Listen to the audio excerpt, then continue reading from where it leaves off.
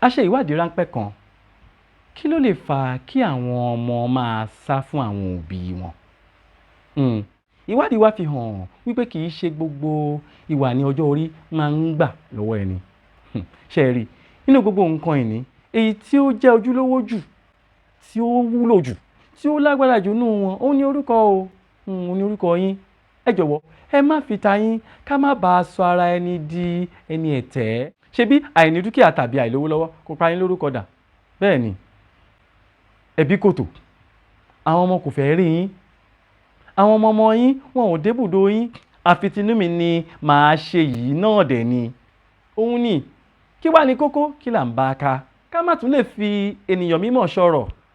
Kó jẹ́ wípé gbogbo wọn ni kò gbádùn, gbogbo wọn ló ń ṣẹ̀yìn, gbogbo wọn ni ò mọ̀ ṣe. À ń sọ wípé àyípadà ìwà sí rere kò tí ì bọ̀, nǹkan tá à ń sọ gangan nìyẹn, ẹ ṣàtúnṣe.